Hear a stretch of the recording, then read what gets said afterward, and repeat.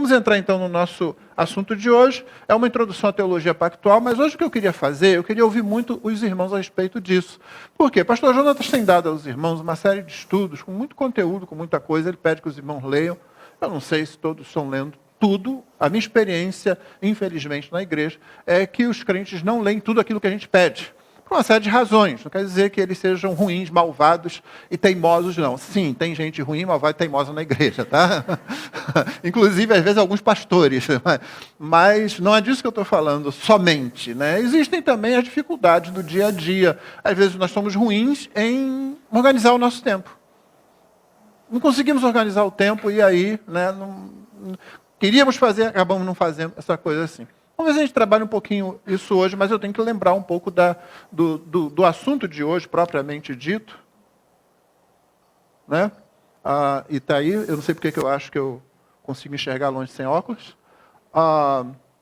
O nosso assunto ali é aquele, teologia do pacto, primeira parte. Nessa primeira parte, então, vamos ver se a gente conversa um pouco mais. Na segunda parte, os irmãos vão receber, então, um documento com dados históricos a respeito do progresso dessa doutrina. Novamente, por que isso é importante? Para os irmãos perceberem que isso não aconteceu com um grupinho de pessoas que, num dado momento, resolveu sentar e vamos decidir um negócio aqui que não tem na Bíblia, entendeu? Não, você vê o progresso da discussão, a razão daquilo que tem acontecido, o que provocou aquilo. Eu posso dar o spoiler para os irmãos, spoiler é pecado, mas eu vou fazer isso agora, que é o seguinte, você começa a observar a Escritura, você nota uma estrutura nela, e isso provoca alguma coisa. Outra coisa que provoca também, um desafio dos gnósticos, por exemplo, lá a partir do segundo século.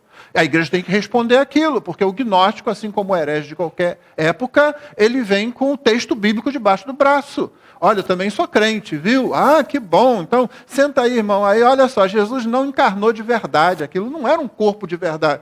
Espera aí. Não, olha só, na Bíblia aqui está escrito, e ele vai para um texto bíblico, vai por ali, e você fica assim. Vem o testemunha de Jeová. Aí ele vai dizer que o Espírito Santo é a força ativa de Deus, mas não um ser pessoal. Ele vem com a Bíblia debaixo do braço, apesar de ser a tradução do Novo Mundo, como é o nome dele, com bastante alteração, mas ele diz que está com a Bíblia. O crente que não dá importância a pensar teologicamente, que não dá importância a essas coisas, que diz assim, eu quero pregar o Evangelho, pastor. Ele acaba pregando outro Evangelho sem nem perceber que está pregando outro Evangelho. Ele cai nessas conversas sem nem perceber que está indo. Eu me lembro de uma batista dizendo que ela virou testemunho de Jeová porque os testemunhos de Jeová foram estudar a Bíblia com ela. E, na verdade, não foi isso, tá, irmão? Dificilmente você vai encontrar um testemunho de Jeová que era um crente batista, ainda mais que estivesse numa igreja saudável, e que você vai perguntar, por que você se tornou testemunho de Jeová? Ou por que você se tornou membro de qualquer outra seita? Ele vai dizer assim, eu fui convencido pelas Escrituras, quando esses irmãos abriram e estudaram a Bíblia comigo. Não. Geralmente, o que aconteceu com essas pessoas, a esmagadora maioria das vezes, é que elas foram acolhidas lá. Foram acolhidas. Você sabe quem é que muda de igreja e vai para outra igreja porque foi acolhido? Geralmente quem não é convertido. É por isso que a gente não recebe pessoas na igreja só com acolhimento. Oh, que bom que você veio. Se você fica só nisso, irmão, talvez você coloque um não crente dentro da igreja. Essa pessoa vai ser em algum momento confrontada com a palavra de Deus. Entendeu? Então é preciso que a gente tenha a ideia, tenha na mente a importância disso. A importância de estudar teologia. O que é teologia? Esse lado aqui, vocês ainda estão perdendo, porque hoje também só teve o lado de lá, viu? Mudou, Jonatas. Desde o domingo passado, esse lado aqui está, né? Eu não sei se é porque eles estão à minha esquerda, então à esquerda. Deixa. O que é teologia? O estudo sobre Deus, o estudo de Deus. Quem é que faz teologia? Ela é de cima ou de baixo? Ela é do alto ou é da terra? Hã? Da terra, ela é da terra. Ela é de Deus ou dos homens? Dos homens, obviamente ela é dos homens. Não tenham medo disso, tá? Teologia é coisa dos homens. A revelação é coisa de Deus. A revelação é a Escritura, não é? Mas a teologia é coisa dos homens. É um trabalho que nós precisamos fazer, né? E tem 3 coisas que a gente precisa ter noção na teologia. Tá? Semana que vem eu ponho isso no quadrinho para vocês. Eu não vou usar o quadrinho para isso, não. A tela eu vou usar para outra coisa, para a gente relembrar uma aula que tivemos já aqui. Importância, inevitabilidade e definitiva. Olhe para o irmão que está do seu lado e fala assim, a teologia é importante. Vai? Fala! Olhe para o irmão que está à sua frente ou atrás de você, se você não tiver medo de um torcicolo. Diga, a teologia é inevitável. Isso, Nívia, dá o exemplo. Ela é inevitável, você vai fazer. Diga também, olha, ela é definitiva em seus resultados. O que quer dizer isso, irmão? Primeiro, ela é importante porque você está pensando sobre Deus. E não existe nada mais importante do que a gente pensar sobre o nosso Criador. Os que não nasceram dentro de um contexto de uma igreja, eles, e que estão aqui hoje, se converteram depois, pensavam alguma coisa sobre Deus. Tem alguém aqui que não pensava? Isso é quase o mesmo que se eu disser para você assim, olha, não pense numa maçã. E pensou, duvido. Duvido que você consiga ficar com a sua mente. Não, a ideia da maçã vem logo à cabeça. Você já nasce pensando nessas coisas. Quando você disse, no passado você disse assim, Deus não existe, eu nunca pensei nele. Não, você acabou de pensar, você acabou de fazer uma afirmação teológica, Deus não existe. É uma afirmação teológica, irmão. E se você pensar bem, isso, por exemplo, seria a base da gente poder entrar nas políticas públicas e ter uma boa resposta àquele pessoal que diz assim, olha, você é crente, não traga a sua fé para cá. Aí você vai responder assim, mas você está trazendo a sua. Não, eu não tenho religião, eu nem creio em Deus. Pronto, você trouxe sua fé para cá. Você crê que Deus não existe, portanto, Deus não tem nada a dizer nas políticas públicas da nossa cidade, do nosso estado, do nosso país. Eu creio que Deus existe e tenho algo a dizer sobre isso a partir da minha crença. Você tem para dizer a partir da sua, eu tenho a partir da minha. Mas aí a gente não estuda teologia, a gente não dá valor à teologia, a gente não acha importante teologia. E você fica lá tentando brigar com essa pessoa, mas eu tenho direito também de falar, você tem direito de falar como cidadão, mas não como religioso. Peraí, cara, mas você é religioso. Quando você diz assim, Deus não existe, ou Deus está longe de nós, ou Deus não tem nada a ver com isso aqui, você está expressando um tipo de pensamento teológico que sempre é base de qualquer religião. O pensamento sobre um ser superior, o pensamento sobre uma divindade, o pensamento sobre Deus. Está notando? Você vai fazer uma discussão em bases que já estão lá na frente, que você já admitiu, realmente eu não devia trazer para cá a minha crença religiosa. Espera aí, cara, você está trazendo a sua. Aí você admite uma outra discussão. Não, espera aí, vamos voltar aqui. Por que você pode e eu não posso? Você está fazendo, na verdade, uma desigualdade aí. Você está querendo tratar de forma teológica, mas está dizendo que eu não posso tratar a partir do meu ponto de vista teológico. Teologia é importante. Todo mundo entendeu isso? Nas próximas eleições já vai ter algum candidato aqui a deputado. Então, Levi, ó.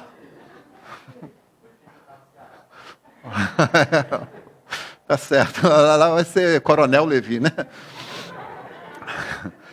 A inevitabilidade, eu acho que não preciso argumentar muito sobre isso. Como eu acabei de dizer, todo mundo vai fazer. Então ela é importante, você vai fazer com qualquer pensamento que você tem. Finalmente, ela é definitiva. Porque dependendo do que você pensa a respeito de Deus, vai determinar o seu estado eterno. Não, não tem estado eterno nenhum. Morreu, acabou. Morreu, acabou. E se não for assim? E se não acabou? E se C.S. Lewis estiver com a razão quando ele escreveu que o que mais o atormentava a respeito do Deus das Escrituras é que no universo desse Deus não existe uma porta com a placa saída. Você não foge dele. A sua teologia vai ser definitiva para você. Entendeu? Isso é sério para nós. Eu me lembro que quando era pequeno, o seu pai, herege do seu pai, ele leu em algum lugar e veio conversar comigo. Eu sou amigo do pai dela desde que a gente tinha 11 anos de idade, né? Então, ele veio conversar, olha aqui, aí mostrou lá um texto, né? O texto é uma historinha assim, um professor velho lá, e um crente, né? E um outro professor que é ateu, mais novo, porque é sempre assim, né? A gente tem que fazer a defesa desse jeito. Aí o ateu, nessa conversa com o professor crente, falou assim, o senhor já tem uma certa idade aí, se tudo que o senhor pensou está errado, se não existe céu, não existe inferno, não existe nada disso. Aí ele falou, olha, se não existe céu nem inferno, eu terei vivido a minha vida com honestidade, com integridade, casado com a minha mulher, vivido com ela esse tempo todo, né, infidelidade e tal, pronto, acabou, morreu, não tem nada, acabou. Mas, e aí ele vira para o professor novo e pergunta, mas e se eu estiver certo e você errado? E aí nós dois fizemos, viu? Só que está errado, irmão. Só que está errado, isso assim não tem nada a ver. Né? Levou um tempo para a gente perceber que não era nada disso. C.S. Lewis escreveu certa vez o seguinte: se o cristianismo é falso, ele não tem valor nenhum. Se ele é verdadeiro, ele tem valor eterno, incomensurável. Então, se não existe nada no final, você está perdendo seu tempo aqui. Está perdendo seu tempo. E está sofrendo, porque seguir a Cristo significa sofrer. Se você seguir a Cristo em algum grau, você vai sofrer. Você não precisa procurar sofrimento, você não vai sofrer sempre do mesmo jeito. Tá? O sofrimento, a perseguição, por exemplo, que é um tipo de sofrimento. Você não precisa debaixo de perseguição. Basta você acordar sabendo que você é um pecador e ter que voltar-se para Deus, que morreu na cruz por você na pessoa do Filho, por assim dizer. E então você tem assim: novamente eu pequei, novamente eu não fui fiel, não te amo como eu deveria amar, Senhor. Preste atenção nas orações de confissão de pecado feitas aqui. Então, pronto, você está lá assim.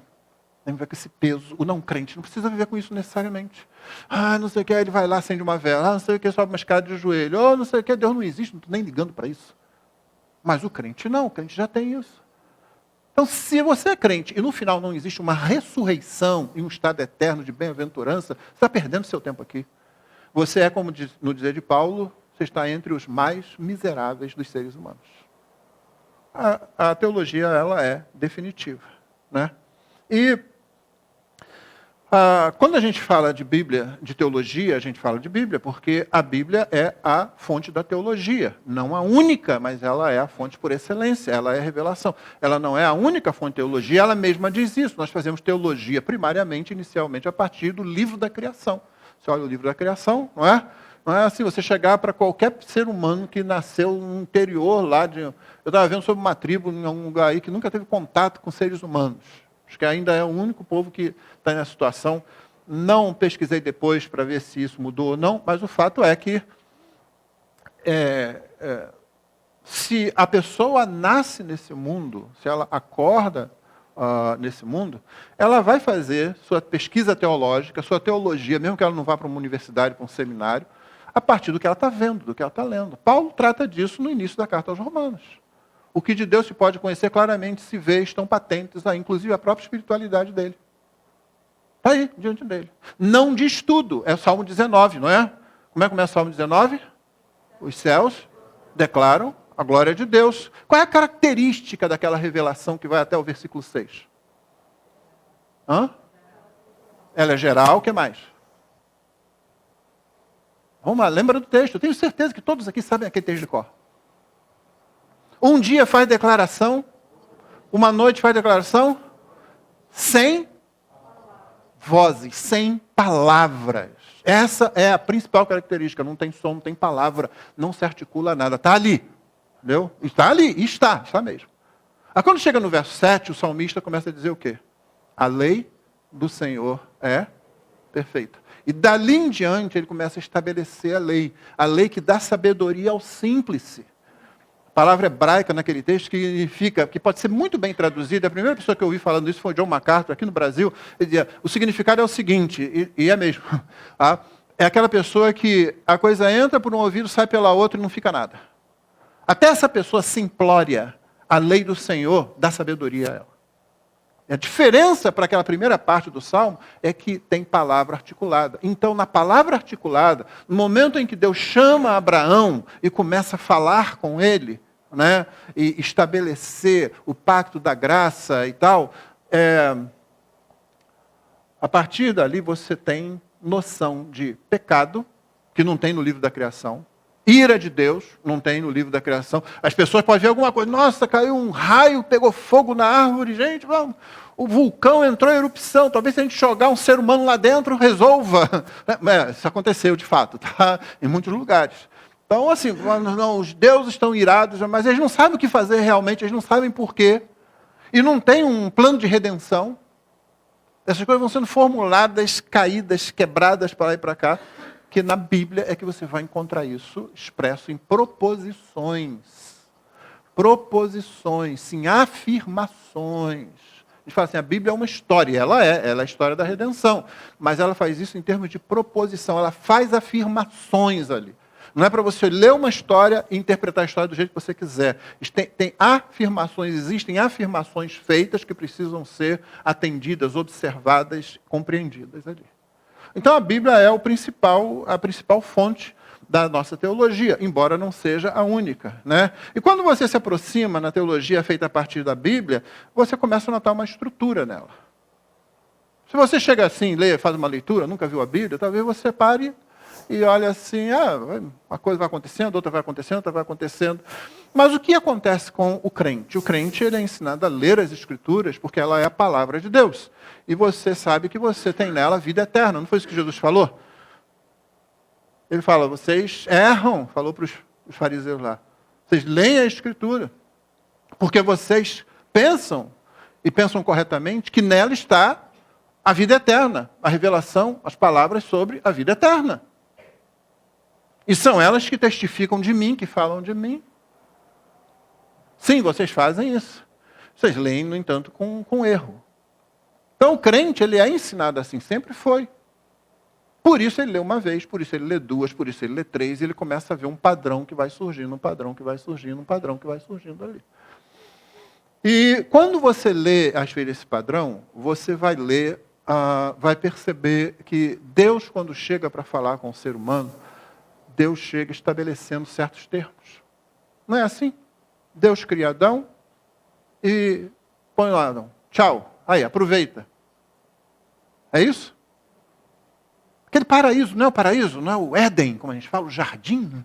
Aquele negócio está todo maravilhoso, o Adão acorda lá e só vê Deus saindo já pelas costas assim. Né? Ei, você! Ele falou, não, aí, aproveita aí. Tchau. E vai embora. Daqui a pouco eu trago uma companheira para você. Ok?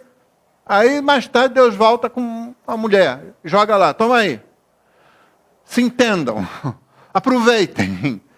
Tá, vou embora. Não, como é que Deus faz? Deus cria o homem, não é? Primeiramente.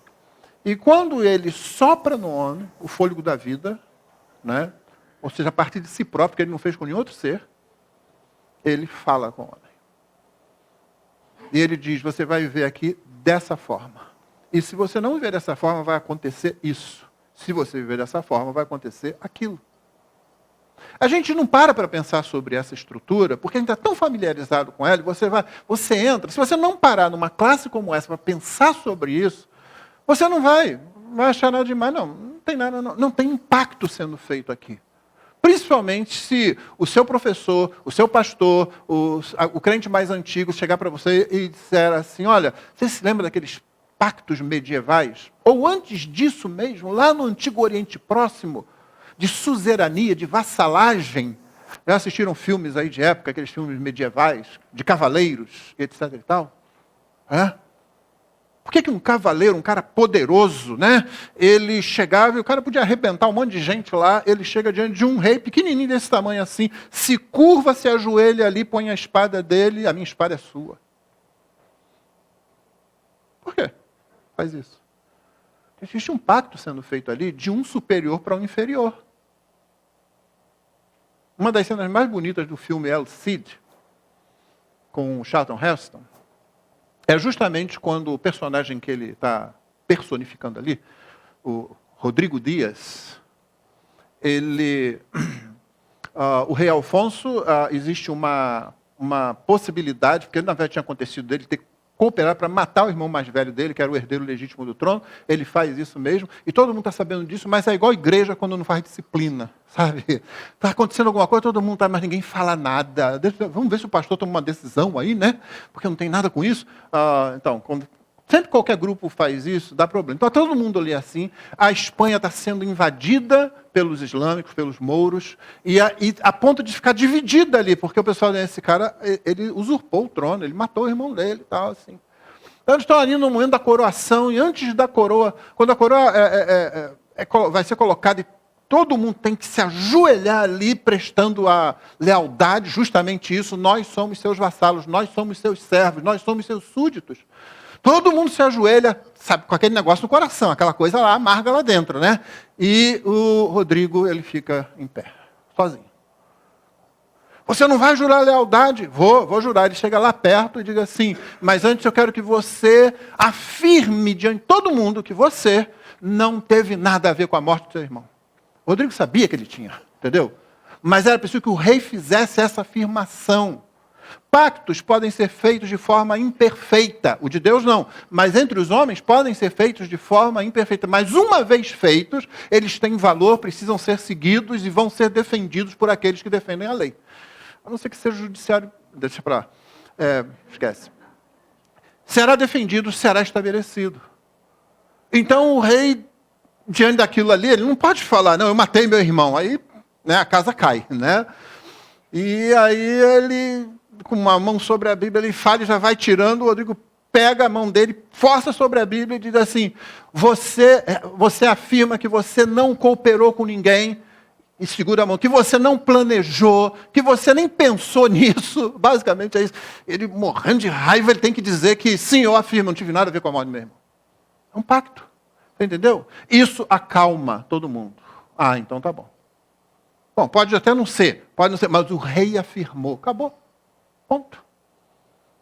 Um superior ou inferior. Eu vou me organizar como superior para defender vocês, para que haja comida, para que haja exército, para que haja tudo. Se eu for um rei justo, é isso que vai acontecer. E vocês estarão numa nação protegida e que progride. Eu, como seu inferior, como seu vassalo, eu vou fazer o que você quiser, em termos de trabalhar, para produzir, para apresentar-me para o exército, enfim, para obedecer às leis, etc. e tal. Eu serei protegido, eu serei guardado, porque você, que é o rei, simboliza a unidade do nosso povo e os valores do nosso povo. Isso existe desde que o mundo é mundo, esse tipo de pacto. E é esse tipo de pacto que você vê nas Escrituras. Você vê Deus chegando, botando Adão ali, e dizendo, Adão, é assim, você vai cuidar desse jardim, você vai guardar e você vai cultivar. Quando, naquele mesmo sexto dia, Deus traz a mulher e apresenta para ele, vocês vão formar um casal, vocês vão se multiplicar. Deus já tinha falado isso, na verdade, para multiplicar. Adão, você vai se multiplicar. E Adão ficou olhando para um lado para o outro assim. Aí Deus fez a mulher, está aqui o meio, cara. Não terminei não, calma aí. Tem um jeito agora, tá? E finalmente, no dia do sábado, quando Deus descansa, né, cessa o seu trabalho como Criador, agora é o homem que vai gerir todas as coisas. Esse tempo aqui é de comunhão, esse tempo aqui é o tempo do crescimento espiritual e etc. e tal. Dá os 3 mandatos da criação, como nós chamamos, que formam a essência do pacto da criação, do pacto com Adão. E o símbolo disso, porque todo pacto tem um símbolo, né? Tem algo que transmite aquela ideia. Na nova aliança, você já aprendeu isso aqui, qual é o símbolo da nova aliança? Batismo. Batismo, gente, vocês viram isso aqui? É o sinal da nova aliança. Não é? Talvez se eu tivesse falado sinal, talvez você se lembrasse. Qual era o sinal da antiga aliança, a aliança abrâmica? Circuncisão. Qual era o sinal no Éden, do pacto das obras lá? O pacto das obras, cumpre isso para você viver. Qual era o símbolo, o sinal? A árvore da vida, do conhecimento, e a árvore do conhecimento do bem e do mal. Está ali, você tem as duas coisas ali. Se você comer dessa, você vai sofrer. Se você quebrar, diria o rei, se você quebrar a minha lei, você vai sofrer. Se você obedece a minha lei, você vai ter vida, você vai ter abundância, você vai ter alegria, você vai ter prazer. Deus não perguntou, Adão, eu tenho uma ideia aqui para a gente se relacionar e para você tomar conta desse mundo, tá? Que tal se... Você vê isso? Não, Deus estabelece um pacto. E Adão não fez assim, Senhor, não estou gostando muito dessa ideia, não. Deus poderia simplesmente ter dito, por isso que a gente fala que o pacto é o pacto criacional, ele surge o pacto das obras, é pacto das obras. Faz isso e você vai viver. Não faz isso, você vai morrer. Deus poderia ter simplesmente dito, Adão, eu criei isso aqui tudo. Se você quiser ver de outro jeito, você... cria para você. Eu vou pegar você, jogar no meio do cosmos que eu criei, por sinal, tá? e vou dar 2 segundos para você criar um para você. Eu precisei de muito menos do que isso. E aí? Adão, eu criei você. Eu criei você. Mais tarde, Isaías vai falar, Paulo vai falar o seguinte, a obra criada vai olhar para aquele, a tua obra não tem asa? Não gostei do jeito como você fez? Os irmãos estão entendendo? Estão mesmo? Estão entendendo ou não? Então façam aquela pergunta de quem está entendendo. Vai lá. Qual é a pergunta, qual é a dúvida que você pode ter aqui? Não, eu não estou procurando uma pergunta, não, que está na minha cabeça. Eu quero saber se você está com alguma dúvida sobre isso que eu falei. Você está compreendendo, não significa que às vezes você compreende tudo, que você pega tudo. Entendeu?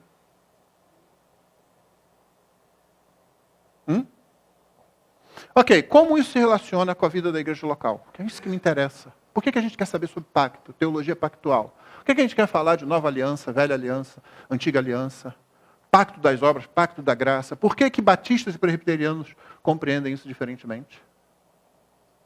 O que isso tem a ver com a igreja local? Por que a gente começa por aí, então? Eu já falei, quando você lê as Escrituras, você vai observando uma certa estrutura. Começa por aí. Você talvez nunca visse isso na primeira leitura que você fizesse da Bíblia.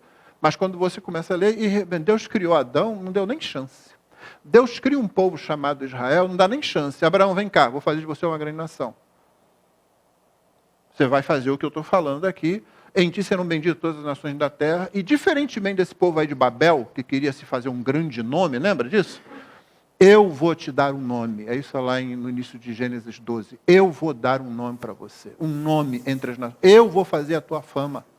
Não é você que vai fazer, como esse pessoal aí do capítulo 11, capítulo anterior, em Gênesis, né? Construiu, vamos fazer um nome para nós. Então, Deus foi lá, acabou, não fizeram nada. Aí Deus chamou Abraão. Abraão, vou te dar um nome. Que na época ainda era Abrão, né? Pai das alturas vira o pai das nações. Deus tira Israel do Egito, coloca lá no Sinai e diz aqui, a minha lei, 10 mandamentos e tudo que vai dali. Deus não pergunta. Houve o ritual foi todo o processo do êxodo, que prepara tudo. Olha, nós não estaríamos aqui sem ele. Se ele não nos tirasse de lá, nós teríamos continuado escravos lá. Ele cumpriu a promessa feita aos patriarcas por causa do pacto que tinha com eles, estende esse pacto sobre nós, e está aqui, é para vocês fazerem isso. Quem não fizer isso vai ser cortado do povo, o que significa basicamente morrer. Essa estrutura que você vai vendo ali. O que tem isso a ver com a igreja? Né? Só para a gente lembrar um pouquinho aqui. Teologia pactual, que eu estava falando no Brasil, a gente vai voltar mais nesses pontos, né? Ela é uma abordagem hermenêutica. Hermenêutica significa o quê? Esse lado. Hermenêutica significa interpretação. Interpretação, é isso que quer dizer, tá? Interpretação. Porque você vai interpretar a Bíblia. Todo mundo vai interpretar a Bíblia. É inevitável interpretar qualquer texto escrito. Você tem que interpretar. Você recebe aquela mensagem lá sem pontuação direita. Brasileiro é ruim, né? De mandar texto bem pontuado, né? Acho que você recebeu um telefonema. O que você quis dizer com isso? Porque não botou o ponto certo, né? Não botou a vírgula certo lá, né? Eu te amo, ô cachorro. Quê? Não, desculpa, eu não escrevi direito. Eu te amo, ponto. O maiúsculo, o cachorro, e eu ia continuar escrevendo. Falar de um cachorro aqui que aconteceu alguma coisa. Tem que ser interpretado, né? Tem a ver com o modo como a Escritura é lida, portanto, você vai ler dentro de um arcabouço, tá? Todo mundo vai ler dentro de um arcabouço, você vai ter pressupostos. Por isso tem a ver também com os pressupostos que você traz. Todos têm pressupostos, inclusive para ler a Bíblia, contrapõe-se à leitura dispensacionalista. Dispensacionalismo é uma outra abordagem hermenêutica que não é a leitura pactual. A gente não vai falar sobre isso, mas tem um exemplo que eu já passei para os irmãos aqui. Os dispensacionalistas clássicos dividem a Bíblia em 7 dispensações. Por quê? Porque eles percebem uma estrutura, mas têm dificuldades na hora de fazer essa separação.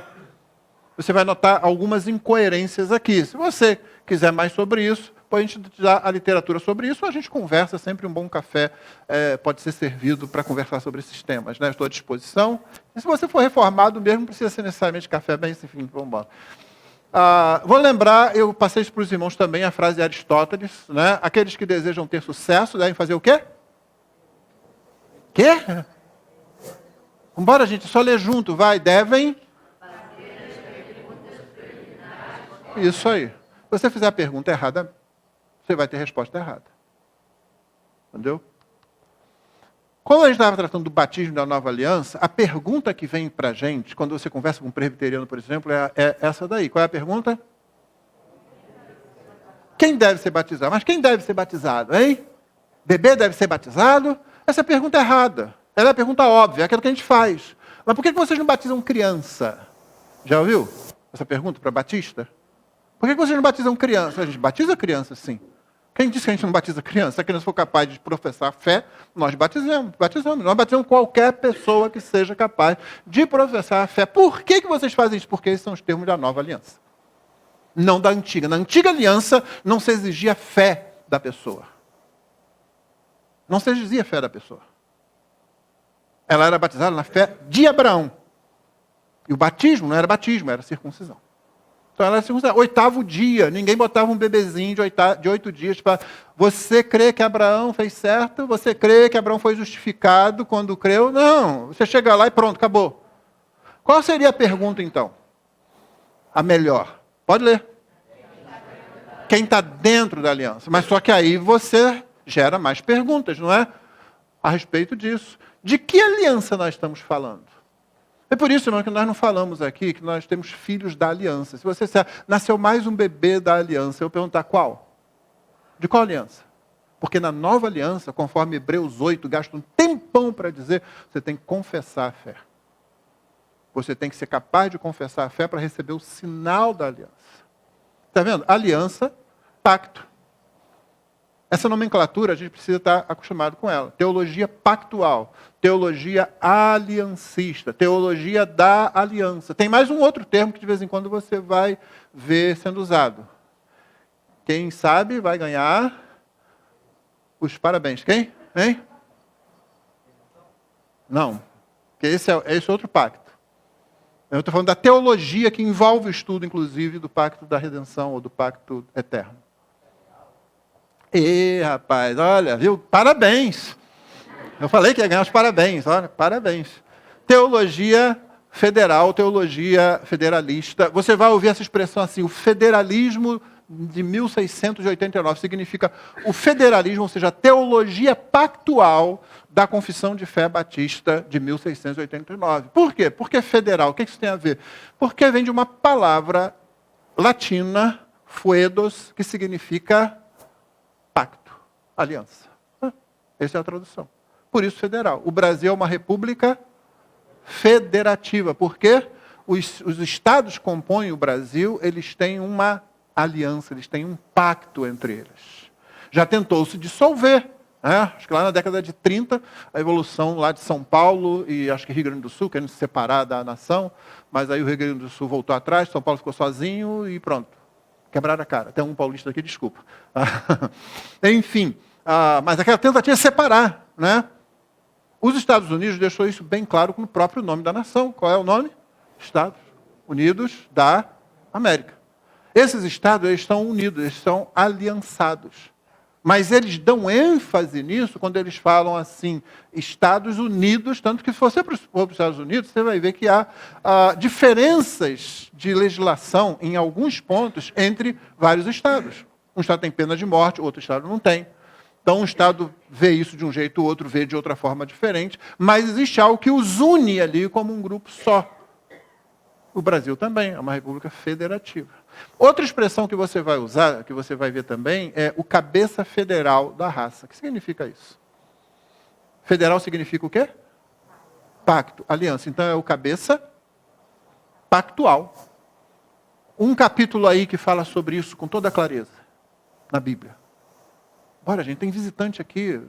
Mostra para eles. Poxa, aquela igreja lá, o pessoal sabe tudo na ponta da língua. Hã? Sim, mas tem um capítulo, quem falou?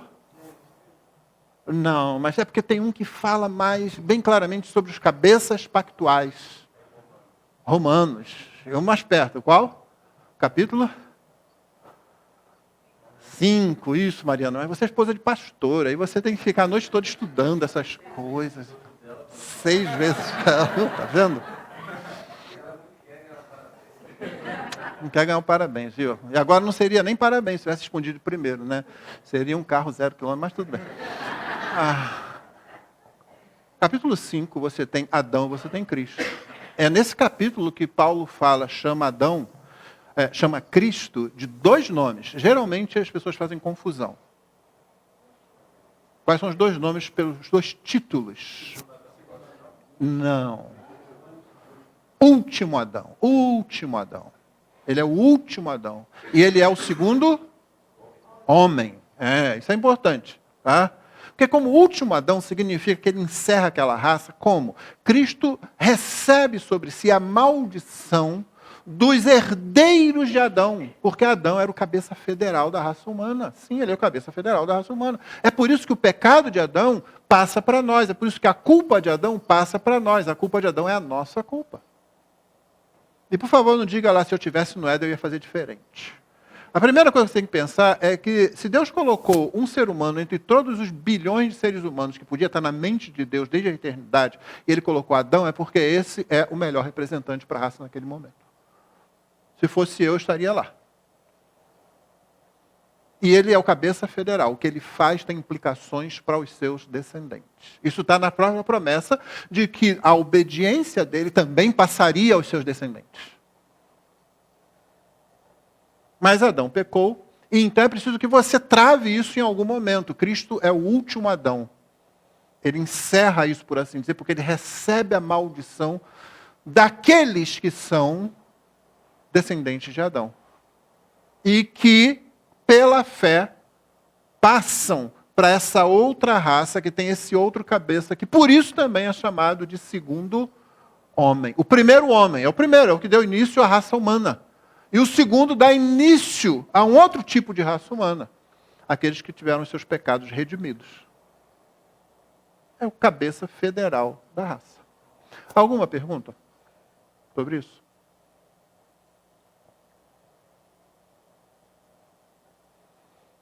Eu sempre tento fazer um exercício de onisciência. Quando eu faço isso, eu olho para vocês e fica todo mundo assim. Sabe aquele memezinho daquela atriz? Fazendo aqueles cálculos todos? Pois é. Sabe o que está passando pela cabeça deles? Né? É que a gente vai conseguir progredir com isso e falar teologia pactual e falar de como os pedobatistas, por exemplo, entendem isso, e por causa disso é que eles batizam bebês, eu penso que equivocadamente, e que nós fazemos diferente porque vemos uma leitura, eu penso, muito mais coerente. Aliás, um parênteses aqui, a coerência começa no fato de que os pedobatistas que seguem o princípio regulador do culto. O princípio regulador do culto, ele é basicamente aquilo que foi produzido pelos reformadores lá já no século XVII, na era das grandes confissões de fé, só para dar um resumo aqui, e que diz basicamente o seguinte: você na igreja deve fazer somente aquilo que a Escritura determina. Você não tem liberdade para colocar algo que não está ou claramente afirmado ou claramente exemplificado nas Escrituras. Está lá mandando fazer? Faz. Está lá um exemplo vivo que é para fazer aqui, dizendo faz assim? Faz. Agora não está, você não faz. Aí eles quebram, que eu falo com meus amigos presbiterianos, os colegas pastores, eu falo isso. Você quer o princípio regulador do culto que você defende. Porque não há nem ordem para batizar bebês e nem exemplo indisputável. Eu já já preguei sobre isso aqui, já mostro que os exemplos estão todos mais do nosso lado. Mas por quê? Qual é a questão? Por quê? É só por isso?